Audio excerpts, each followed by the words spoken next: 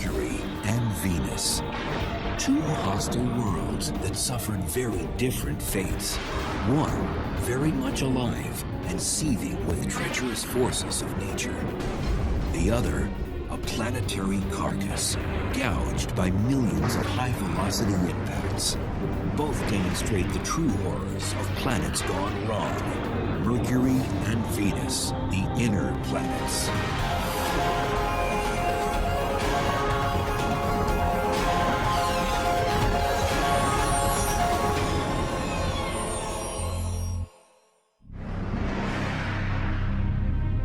Along with Earth and Mars, Mercury and Venus make up our inner solar system.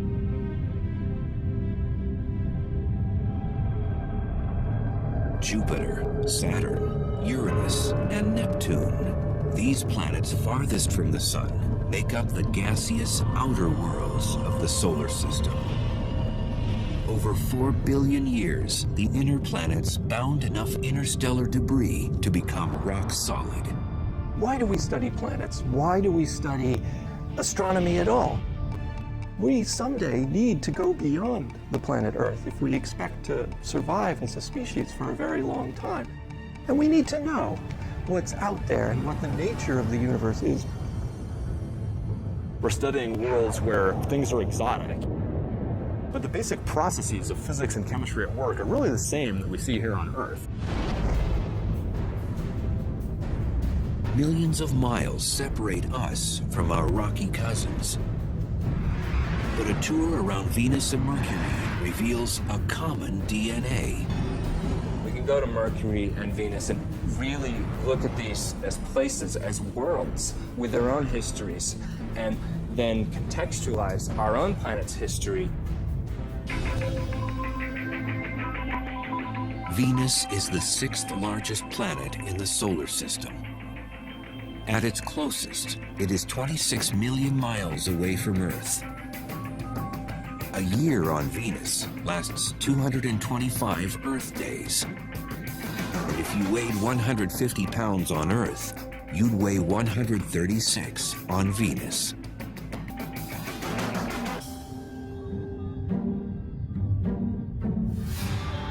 Venus. When the ancient Romans looked up, they were captivated by its commanding presence. They named the planet after their serene goddess of love and beauty. It's such a beautiful presence in the sky. It seems obvious the connection there. Venus has long been considered our sister planet because of its closeness in composition, gravity, density, and size. Venus and Earth are almost twins in a lot of ways. They're almost the same size. Venus is slightly smaller than Earth. So if Earth was a regulation basketball, Venus is a soccer ball, slightly smaller. And Venus is the closest planet to Earth. So for a long time, it was thought of literally as a twin planet. For ages, scientists thought this twin, like Earth, was a planet covered with deep oceans, lush rainforests, and had a climate that would give credibility to the notion that intelligent life could exist there. Before the space age, people thought it might be very Earth-like on Venus. But the paradox is when we actually got to Venus and started exploring it, the conditions there are so different. It turned out Venus was less of an exotic sister to Earth and more of an evil twin. So here you have two very similar planets in their sort of bulk properties, but they've evolved to such different states. And that creates an interesting problem in understanding planetary evolution, a sort of controlled experiment. Take these two similar planets and let them go for 4 billion years, and then why do they end up so different? First, some of the basic differences. Venus has been hit hard with meteors. One so strong that some scientists think it may have reversed the planet's rotation. Venus has a very slow rotation, and it has what we call a retrograde rotation. So it spins backwards compared to the direction of spin of all the other planets. Because of this retrograde rotation, the sun rises in the west, and sets in the east. And the Venusian days are long ones. The amount of time from one sunrise to the next is about 8 Earth months. But the orbital pattern and long days are what make Venus so intolerable. In part, it's the wicked climate. With a surface temperature of 900 degrees Fahrenheit, Venus is the hottest planet in the solar system. Travelers there would have their trip cut short in no time. It would take a matter of seconds, maybe 1 second before they were gone, roasted to death. If you're an astronaut sitting on Venus without a spacesuit, then your skin's gonna crisp up. You're gonna cook just like a turkey in an oven, except much faster even. The unforgiving heat wave is created by a process called the greenhouse effect, the identical process that keeps Earth's climate in check and teeming with life. But a closer look at Venus tells us how this common trait can be a cycle of life and a cycle of death.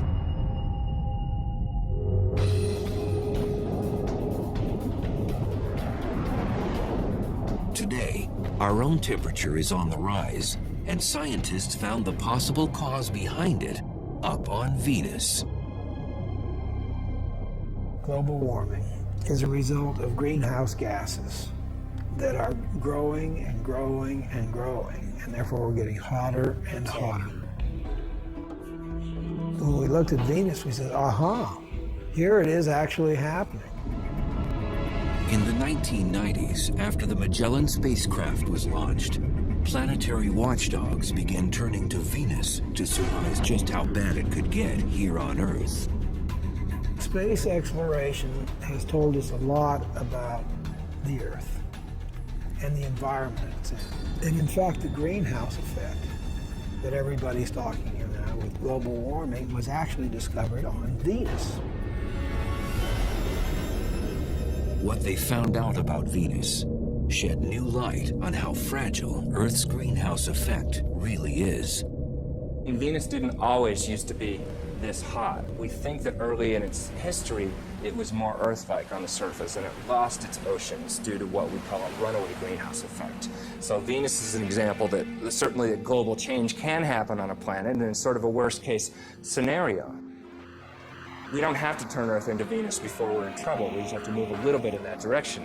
And we are moving in that direction. But the real value of studying Venus, it allows us to test our climate models. Through computerized general circulation models, or GCMs, scientists were able to calculate temperature increases on Earth based on the amount of greenhouse gases on Venus. So just how does Venus's greenhouse effect work and make the planet so hot? This is Biosphere 2.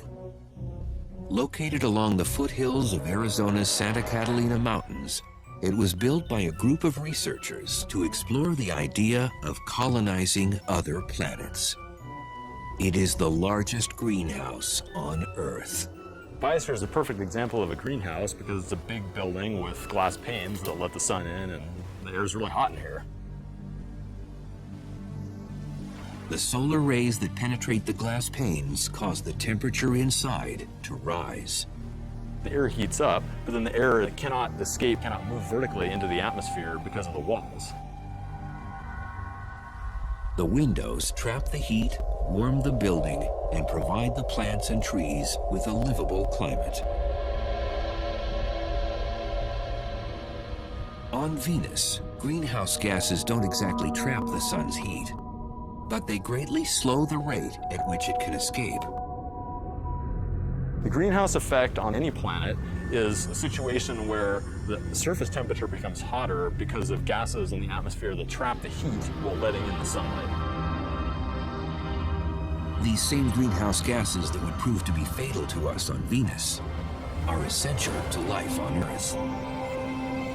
Without the greenhouse effect, the average temperature would be far below freezing, the oceans would be totally or almost totally frozen, and it's not even clear if life would exist on the Earth.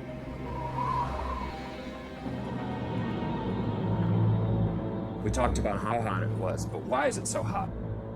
The answer has to do with the atmospheric composition. It's almost all carbon dioxide there. Carbon dioxide, or CO2, makes up 95% of the Venusian atmosphere. And that high volume of gas traps more heat. That's going to give you a strong greenhouse effect, and that's going to make it really hot. And that's why it's so hot on Venus. It's an extreme example of global warming. On Venus, volcanoes are the natural spring source for CO2 and other gases. It's a process atmospheric chemist Jeff Sutton studies on Earth at Hawaii's Kilauea volcano. Deep below the surface, atomic compounds ignite during volcanic activity to form CO2. The gas is born from the pressure created by the heat of molten rock, or magma. It rises towards the surface and reaches the summit magma storage complex. The pressure is decreased on the magma. And the effect of that is to allow gases that are trapped under the very high pressure to be released and bubble out. The Venusian surface would likely have cracks in the lava, similar to these vents, where gases escape into the airstream. Somewhere between 8,000 and 30,000 metric tons of carbon dioxide boil out of the magma chamber each day. And it amounts to something on the order of 3.5 to 5 million tons per year. And that's just one volcano here on Earth. Venus has more active volcanoes, and that means more heat-bouncing gases. So all the CO2 just builds up in the atmosphere on Venus, which just makes it hotter and hotter.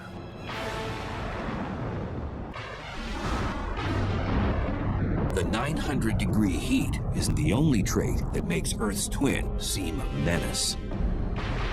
30 miles above the scorching ground of Venus, there's havoc occurring on the planet that makes 900 degrees Fahrenheit feel like a cold front. Electrical mayhem, where split-second jolts can reach 50,000 degrees. Each spark of light contains 100 million volts of electricity.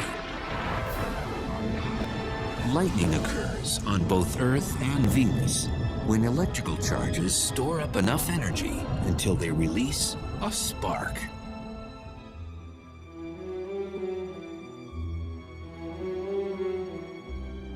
Mears Oppenheim teaches planetary physics to students at Boston University. And researchers like him get in on the action at Boston's Museum of Science. In their caged lighting exhibit, 30-foot-high domes motor up to simulate how lightning is generated on Venus. And then, it's showtime.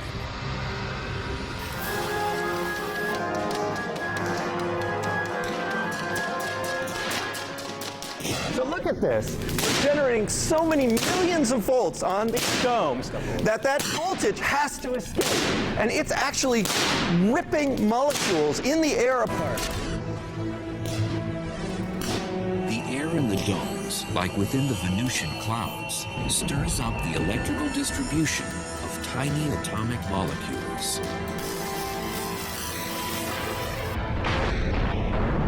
So the ripped molecules make that light as they reassemble themselves, and that's what a lightning bolt is. Cosmic particles from exploding stars way out in the galaxy trigger lightning.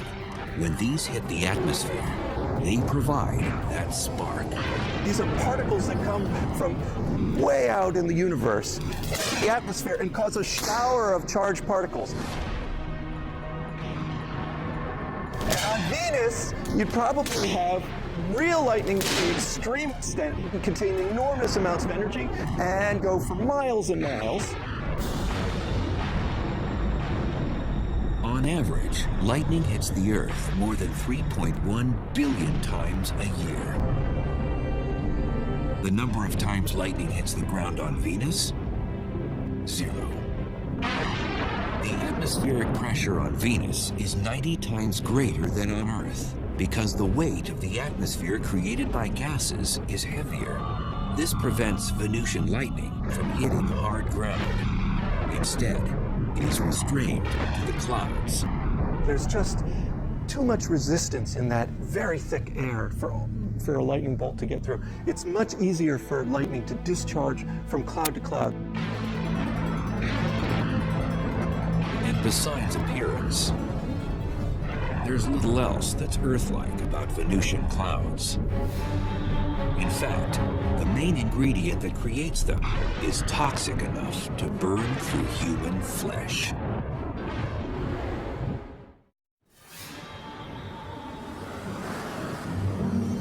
From Earth, you might be able to see Venus twinkle in the morning and evening skies like a star. Definitely not a wallflower. It's so bright in our sky, not just because it's the closest planet to us, but because it's the most reflective planet. Because it turns out Venus is completely covered in these bright reflective clouds. 80% of the sun's light bounces off the clouds that blanket the planet. But even in the clouds, Venus, our so-called twin planet, manages to show an evil nature. And we know that the clouds of Venus are made out of sulfuric acid, basically like battery acid. And that sulfuric acid is made by sulfur dioxide coming out of volcanoes on the surface. Like its greenhouse cousin, carbon dioxide, or CO2, gas pressure pushes sulfur dioxide to the surface through volcanic vents. It's the same gas chemist Jeff Sutton monitors carefully at Hawaii's Kilauea volcano. The gases, the sulfur dioxide in particular, is a noxious, toxic gas. And we wear gas masks to protect our lungs and our airway because sulfur dioxide combines with the moisture in your nose and throat and forms sulfuric acid. Sulfuric acid is nasty stuff. You don't want to splash battery acid on you. You know, you're careful not to do that. It's basically the same stuff. So it would not be good to suddenly stick your hand into the Venus clouds.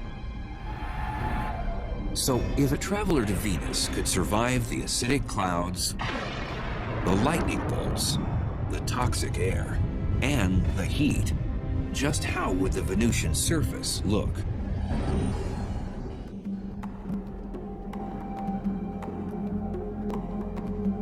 Volcanologist Jeff Burns with the United States Geological Survey, or USGS, circles the globe to understand what drives volcanic activity on the inner planets. When Burns imagines the surface of Venus, he considers the dark, eerie wasteland of Kilauea's lava fields on the big island of Hawaii. It's very instructive to be able to come here and study this volcano to compare it to volcanism that has occurred on the surface of Venus. We can actually come out here to the field and study things. We can actually take samples and look at them in detail. Geologists expect the amount of volcanoes on Venus far outnumbers the 1,500 or so on Earth. Some estimates range from 100,000 to over 1 million volcanic features on Venus. With that many volcanoes, lava rock makes up 70% of the Venusian surface, just like it makes up much of Kilauea's terrain. The ground becomes solid when the lava cools into hard rock. Having a rock on Earth is our best analog for trying to understand rocks on the other planets. Basaltic rocks are the most similar to the Venusian plains. Basalt is the most common type of lava rock found on Venus and throughout the inner solar system. The minerals freeze into glass and small crystals, a total transformation from what lava looks like when it streams out of the volcano. When lava is actively flowing across the surface, it's incandescent and typically looks red. Now, quickly it'll form a silvery sheen over the top of it, and then over a period of a few weeks will turn black, such as the lava we see around me here. At 5 miles high, Mont Mons is the largest volcano on Venus. And it's left some tremendous lava channels in its wake, just like Kilauea did. Now, as you can see, the structure, we have levees here on the sides, and then internal structures as well. This is similar, perhaps, to how large channels called canali formed on the surface of Venus. However, they formed at a much larger scale. Large enough to create seemingly endless miles of canali across the Venusian landscape. Consistent in both width and depth, the canali are much longer on Venus than on Hawaii because of environmental conditions on the planet. The dense atmosphere and hot temperature slows the magma from cooling into solid rock. And with little wind and no rain to further cool the magma, lava can cut through the surface for months after an eruption before it hardens.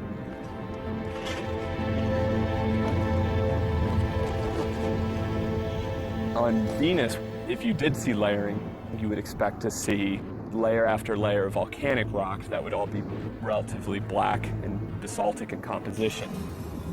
You would probably see little bits of color due to potentially oxidized iron, which would look red.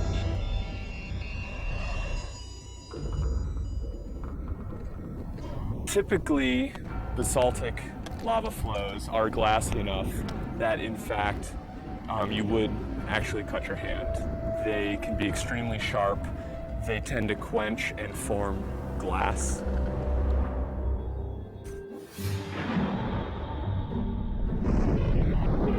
And then there are the skies. That heavy Venusian cloud cover diffuses most of the direct sunlight. So it would be a lot darker on the surface of Venus during the day than it would be here on Earth. Also, because the light is scattered very efficiently, you tend to lose shadows. So everything is lit fairly consistently across the surface.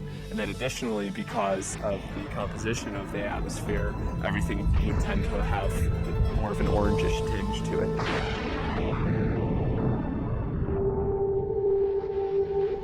Besides canyons, jagged mountain ranges scrape the Venusian skies.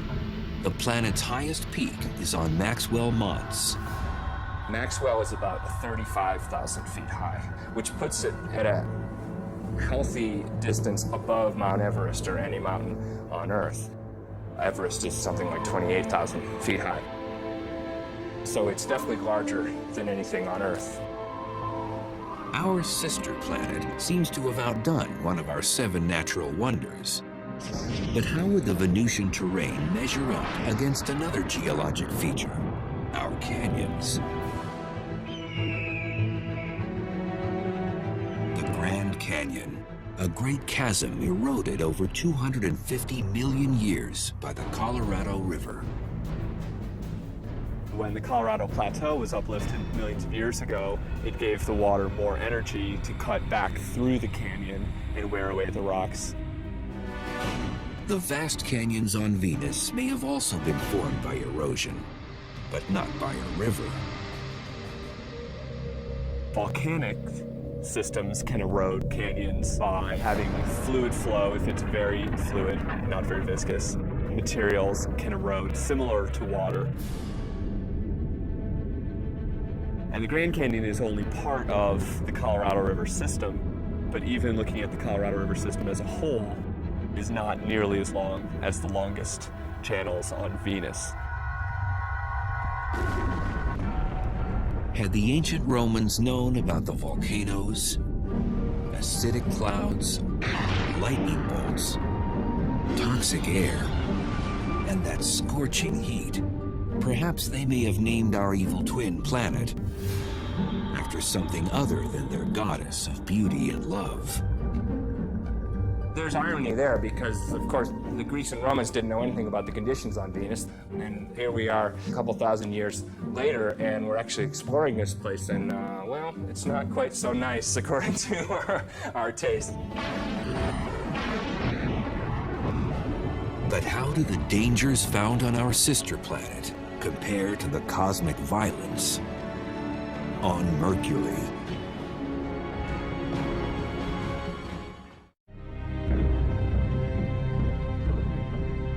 "48 million miles away from Earth, Mercury's dust-covered hills and empty plains stretch as far as the naked eye can see." It's a colorless body. It does not have really any colors like you see on Mars or the Earth or even Venus for that matter. Dr. Robert Strong with the University of Arizona's Lunar and Planetary Lab has been a chief authority on planetary geology for more than 35 years.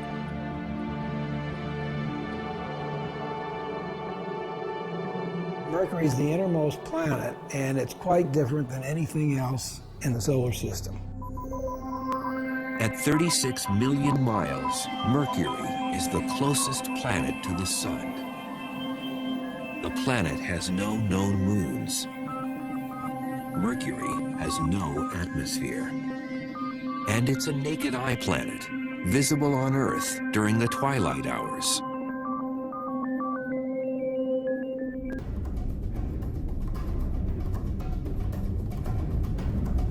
With a diameter 60% smaller than Earth, Mercury is the solar system's scrawniest planet. Much too small to generate the strong gravitational field needed to retain an atmosphere. Gravity depends upon the mass of the object, on the mass. So the larger the mass, the more the gravity. So on Mercury, the gravity is less on there. Since the planet's gravity is so weak, if you weighed 150 pounds on Earth, you'd only weigh 57 pounds on Mercury.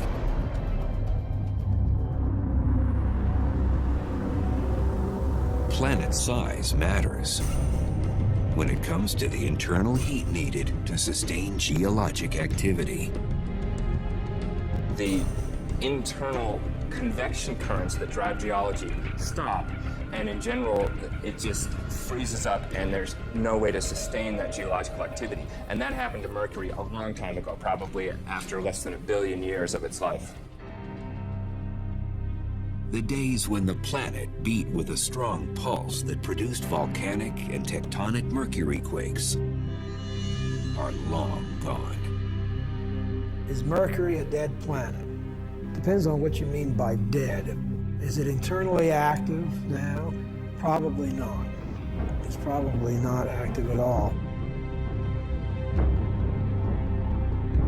It is essentially a dead planet and has been dead for about 4 billion years. For a near lifeless planet, Mercury still has some movement. Named by the ancient Romans after the swift-footed messenger god, Mercury orbits the Sun in 88 Earth days, the fastest of any planet. But when it comes to the time it takes Mercury to spin on its own axis, the planet holds the record for being the slowest. Length of time, around 180 Earth days, about half a year. The Sun's gravitational force creates a tidal friction within Mercury, which slows down its speed as it spins on its axis. This means a year on Mercury is shorter than a day on the planet. And that sluggish rotation gives Mercury a somewhat peculiar weather forecast. For 6 months, the side exposed to the Sun reaches 800 degrees Fahrenheit. On the other side, the temperature drops to 300 degrees below zero. It has a long time to heat up on the side facing the Sun and a long time to cool down. on the other side. And that's why it has these huge temperature extremes. Despite its close proximity to the Sun, Mercury is a bit of a black sheep in the planetary family. Its skies always seem like starry nights. The skies would be black. The reason we have blue skies on the Earth is because of our atmosphere. Nitrogen scatters light preferentially in the blue, and so that's why the sky looks blue. Mercury doesn't have an atmosphere, so the sky would be black. Legend holds that Mercury, the Roman god, invented the sport of boxing. This is one planet that's taken the lion's share in the race.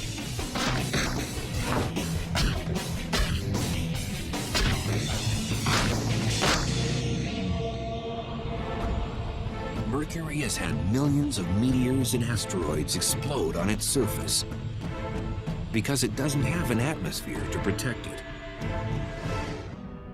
Our atmosphere guards Earth from most impacts, like a force field. When a small object slams into it, usually at more than 10 times the speed of a bullet, the collision with air molecules vaporizes it into a gas. The Earth is shielded from small impacting objects by this wonderful thing that we call the atmosphere. And for small objects, weak objects, they will be completely destroyed by those forces long before they get here to the geologic surface of our planet.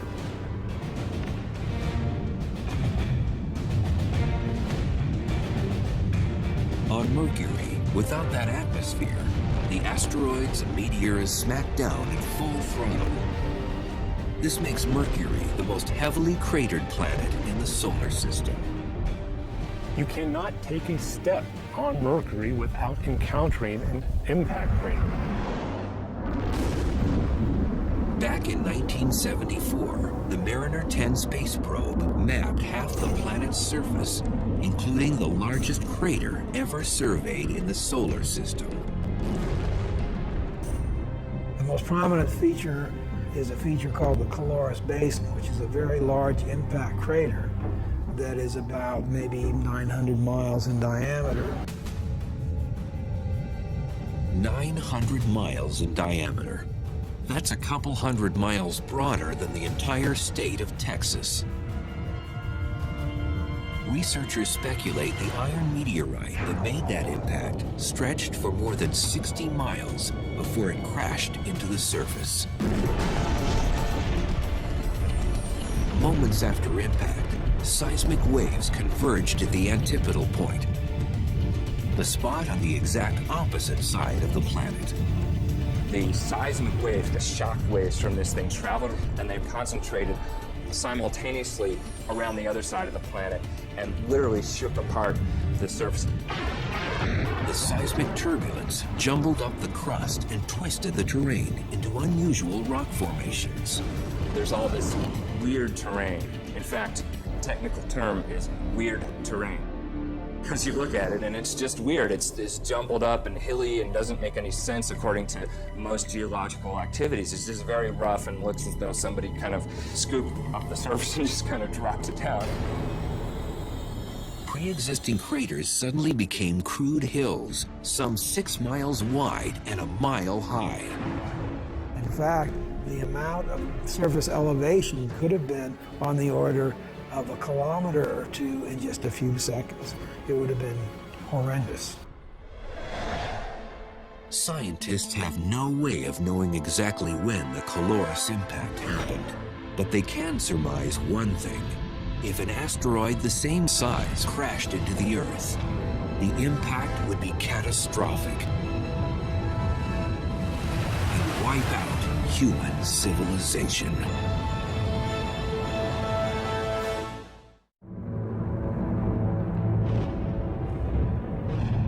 Countless meteor and asteroid impacts have left Mercury scarred with dents and crater rings. Today, the planet looks beaten, a terrestrial corpse. Like Mercury, Earth's surface is vulnerable to bombardment.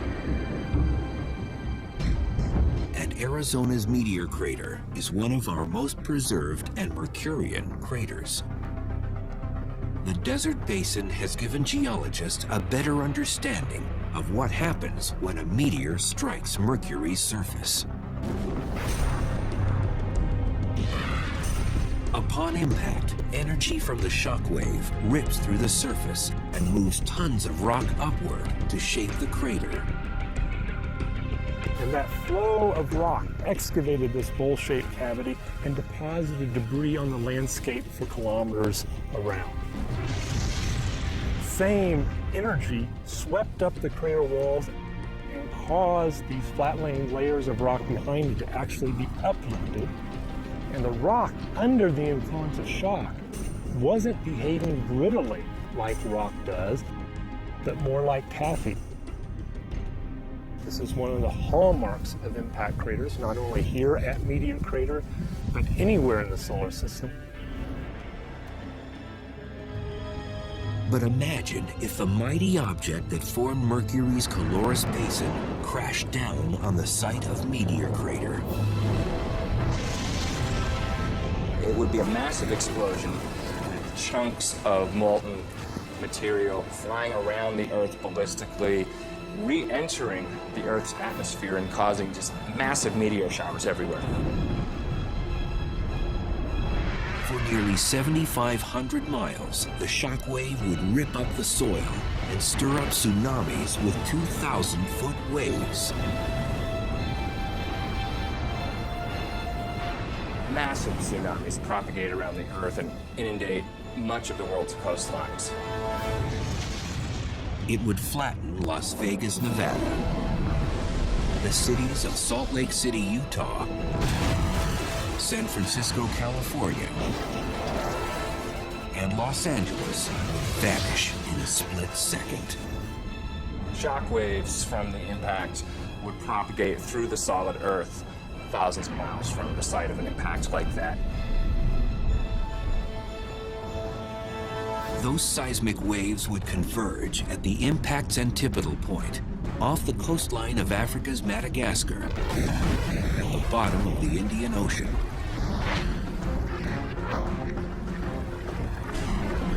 Suddenly, a mountain range would explode through the ocean floor and crash up to form that weird Mercurian terrain. Like an unbelievable earthquake, probably everywhere on Earth for an object that large.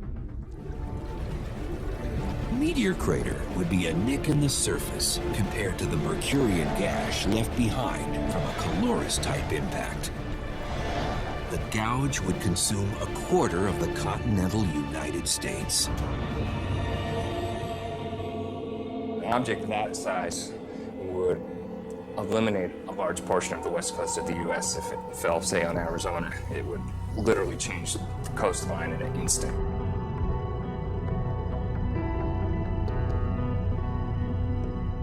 Back on Mercury, those craters give it an iconic stature in the solar system.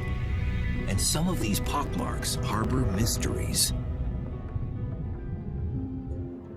When the radar at Puerto Rico's Arecibo Observatory honed in on Mercury's poles, it picked up something that left researchers befuddled. Ice, of all things. One of the hottest bodies in the solar system, and it has ice in the poles. And the reason it has ice there is because Mercury is a heavily cratered surface. And so craters in the polar regions, the inside of them, are constantly in shadow. That's because Mercury is vertical relative to the plane of its orbit. So some crater floors never receive light or heat from the sun. But with no obvious water source on the planet, that begs the question, how did the ice get there? Scientists believe the mystery ice could have come from a comet. Comprised of rock, dust, gases, and ice, comets come from the outer reaches of the solar system, where the temperatures are much colder. Could this ice just be on the bottom of permanently shaded craters? Or could it be ice that's sort of covered up by a layer of dust which is shielding it from sunlight? We really don't know. Besides these comet collisions, there is yet another type of crater on the planet, and they weren't formed by anything that fell from the sky. Instead, an Earth-like force of nature created these holes, and it generated deep from within the planet's core.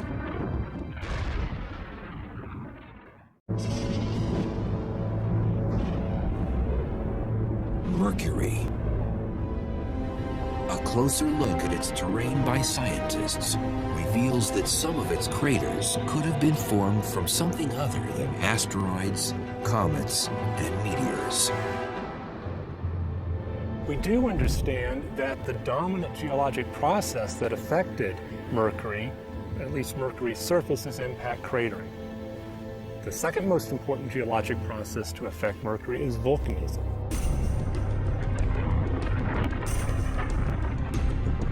Although we haven't seen any definite evidence of volcanoes on Mercury, we do expect that there have been volcanic eruptions in the past.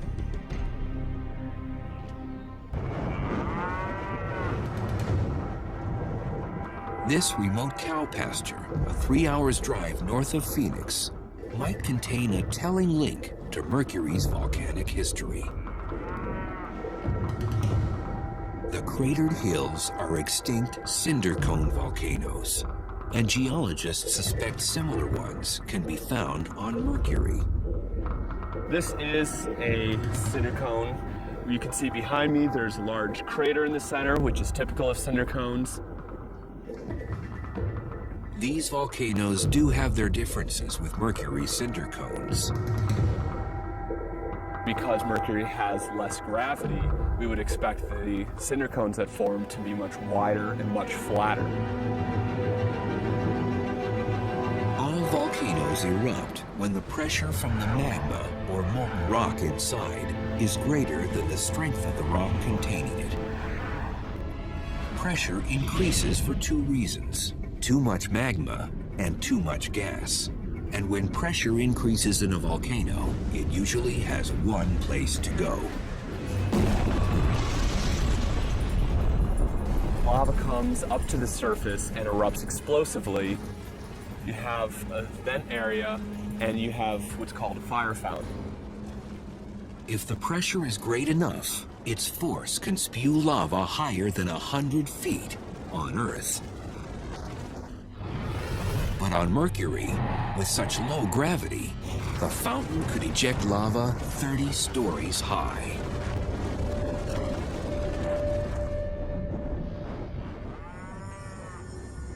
While these cinder cones in Arizona may illustrate our shared volcanic heritage with Mercury, to witness an eruption there firsthand and watch the cinder cones form would be a whole other experience.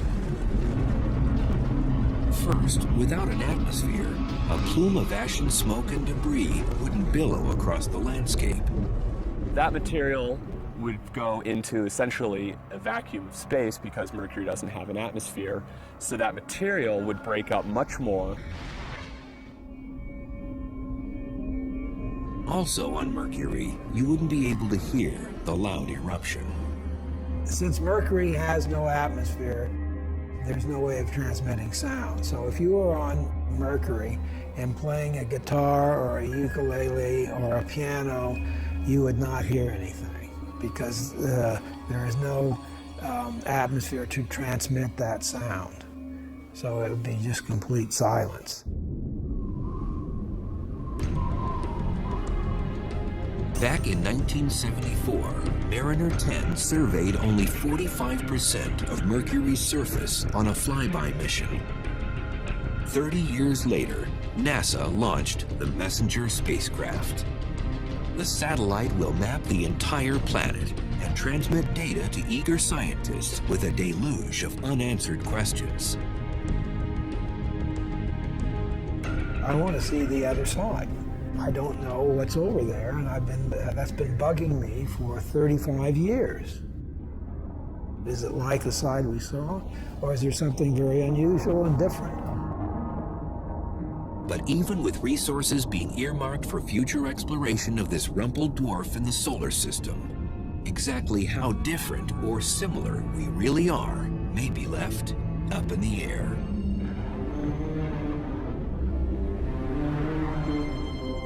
Despite the harsh conditions on Mercury and on Venus, a close look around our own backyards reveals the good, the bad, and the ugly of the inner planets.